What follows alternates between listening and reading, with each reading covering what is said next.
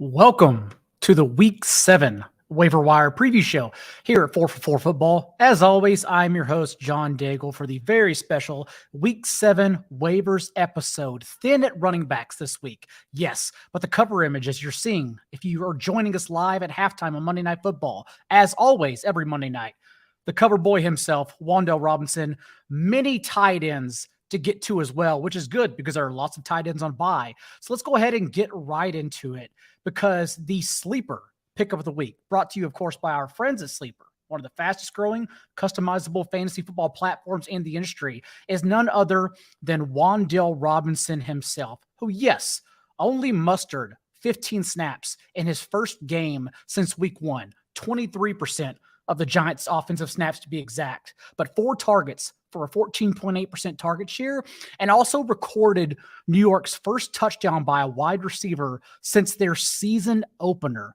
Only Sterling Shepard had done that in week 1. Wan'Dale Robinson finally put the wide receivers back on the board for the Giants this past week. And what we expect is for that usage to only continue. So much so that in knowing Wan'Dale opened week 1 as a starter in 2 wide sets, my guess is when Kadarius Toney is healthy and ready to return, I'm betting Wan'Dale Robinson still plays over Kadarius Toney. And so I am still ranking Wan'Dale over Toney rest of season. We also know Brian Daigle will stick to his guns and his guys, no matter the money they make, no matter how they're performing. You have to do what Daigle says. Thus, I think he's going to stick to the player he drafted in 2 wide sets. That's the player we want moving forward. Now, I understand that Wan'Dale was probably already picked up in a majority of leagues to be smart and get ahead of what could have happened, the results we saw. And so the sleeper of the week, because I believe Tyquan Thornton is and should be out there. And what we saw is, by default, with Kendrick Bourne getting injured early in the first quarter, the only other receiver the Patriots had on active on Sunday was Tyquan Thornton, the number 50 overall pick, recall. Matthew Slater was available. He's their ace special teams player who was never going to play offense anyhow. And Thornton was thrown right into the fire for a route on 72% of dropbacks. But more importantly, we saw a second rushing touchdown in as many games for Thornton. And also now we've seen him run not only those routes, 73% on Bailey Zappi's dropbacks, but those 5 targets, a 14.7% target share, and 3 carries on Sunday, including that end around, which came from inside the 10. Concerted usage, a la Chase Claypool, a la poor man's Deebo Samuel. That's what we want for our wide receivers, especially one who, offers a 4.28 40 time, especially if he's going to be playing an 11 personnel for Kendrick Bourne moving forward, since Nelson Agholor was healthy scratched, and also involved in a better offense than expected, as the Patriots through 6 games are quietly 8th in the NFL in yards per play. So if Tyquan Thornton is out there, I am actually, whether he offers a high floor moving forward or not, I do think eventually he will absolutely work his way into be a dependable starter from 11 personnel, 3 wide sets. And so even if I can't use him in the next couple weeks, we hope we can with bye weeks. But even if we can't, we've seen enough to now know his ceiling. 2 touchdowns in 1 game. We know he has proof of a ceiling. And so I'm definitely keeping him stashed and rostering him at least for the fantasy playoff run. Remember, head to sleeper.com and download the latest app to pick up both Wan'Dale and Tyquan Thornton today. You all want to talk about Robbie Anderson.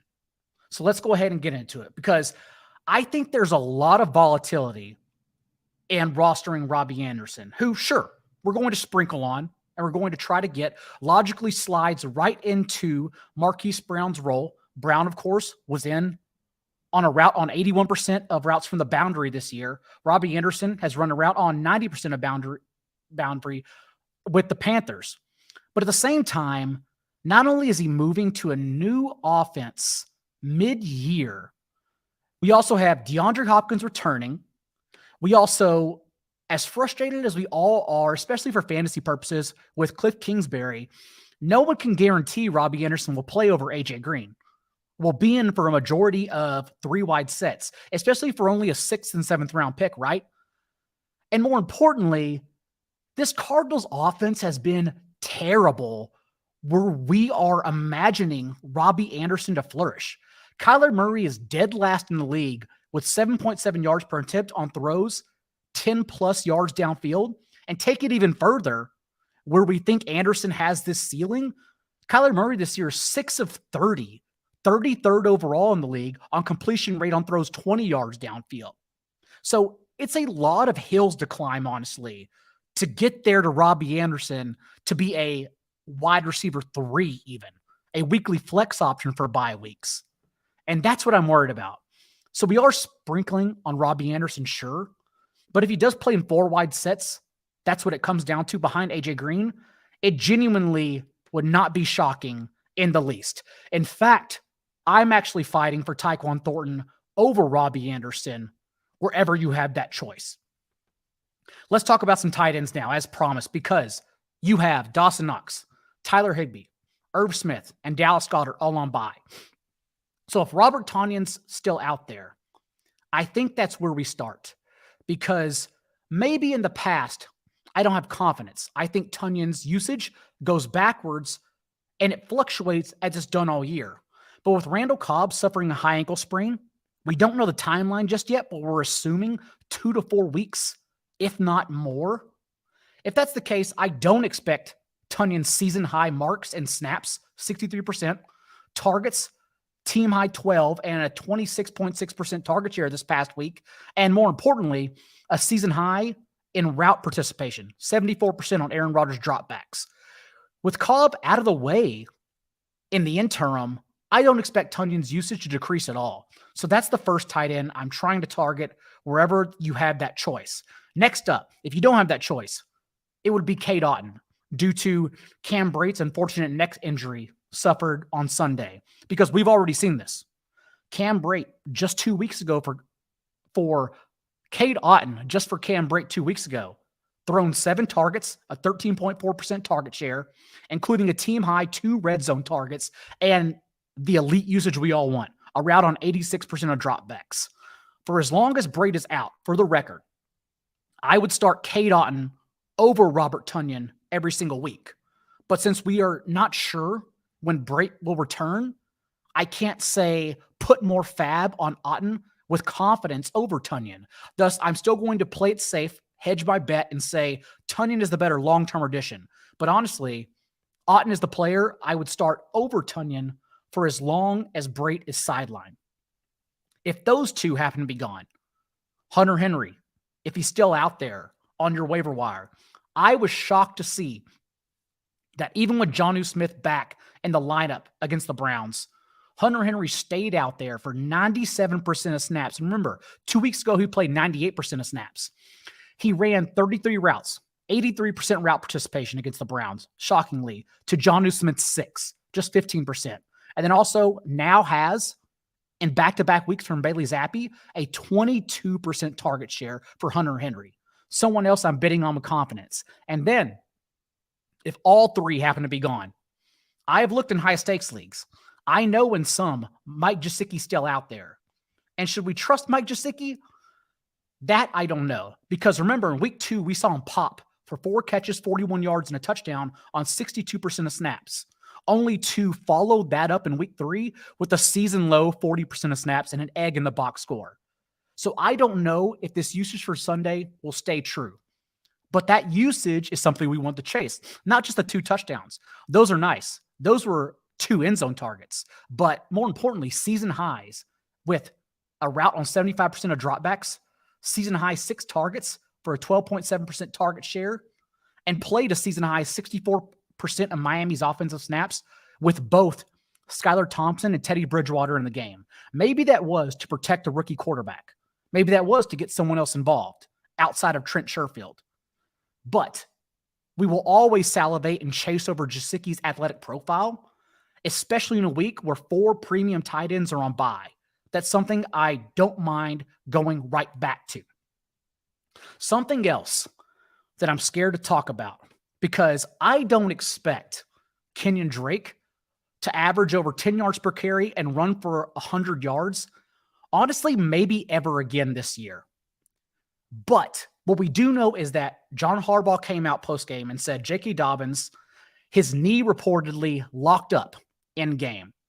And we can't assume Gus Edwards, who is clearly the better long-term pickup over Kenyan Drake, is going to be active for this game, since Edwards' 21-day window has until after this Sunday.